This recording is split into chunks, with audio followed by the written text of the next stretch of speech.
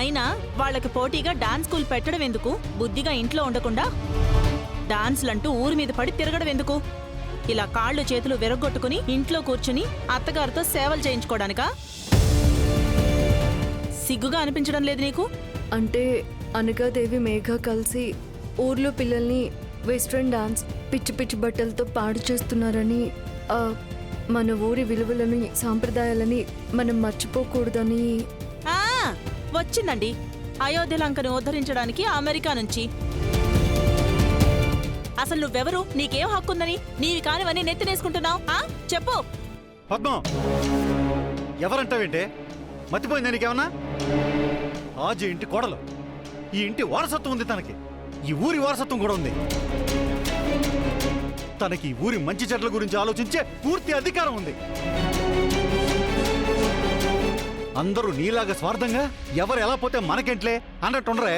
మీరేంటి దాన్ని వెనకేసుకొస్తారు? ఎవరిని వెనకేసుకొస్తున్నారన్నది కాదు పద్మ. ఆర్చి చేసింది మంచి పనే కదా, అది అందరూ అభిమానించదగ్గ విషయమే. కాకపోతే పాపని రోడ్డు దాటించబోయింది. దురదృష్టవశాత్తు ఇలా జరిగిపోయింది. ఆ దురదృష్టం దీన్ని వెంటాడుతుంది కాబట్టి అప్పుడు అమ్మను పోగొట్టుకుంది, ఇప్పుడు కాలు విరగొట్టుకుంది. పద్మా పద్మా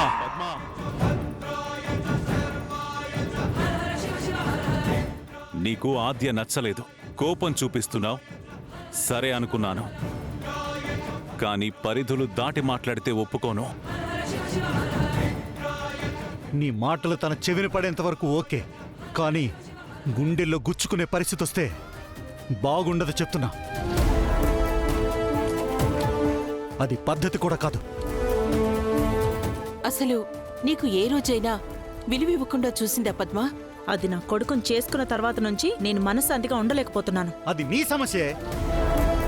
పచ్చ కమెర్లు వచ్చిన కళ్ళతో కాకుండా కాస్త ప్రేమగా చూడు. ఆద్య ఒక మనిషిలా కాదు, దేవతలా కనిపిస్తుంది. అది నాకెప్పుడూ దెయ్యమే.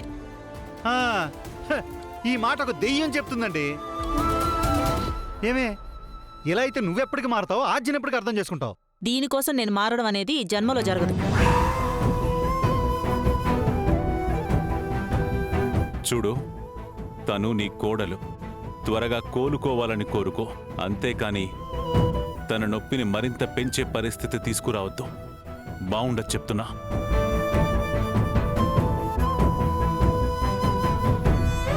విధిరాత ఎప్పుడు ఎలా ఉంటుందో ఎవరికి తెలుసో. అది తన స్వయం కృతాపరాధం కాదు. పుండు మీద ఇంకా కారం చల్లకు పద్మ.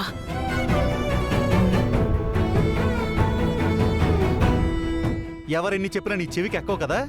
చెప్పి చెప్పి మా నోళ్లు పడిపోవాల్సిందే. అదేదో సామెతోటి ఉంది కదా, ఎలకతోలు తెచ్చి ఏడాది ఉతికినా నలుపు నలిపే గాని తెలుపు కాదని. అటువంటిదే నీ బుద్ధి. చంపేస్తాను మిమ్మల్ని నోటికొచ్చినట్టు మాట్లాడారంటే. నేనొక్క మాట అంటే అందరూ వచ్చి నా మీద పడిపోతున్నారు. అసలు ఈ ఇంట్లో నాకు విలువే లేకుండా పోతుంది. ఛీ!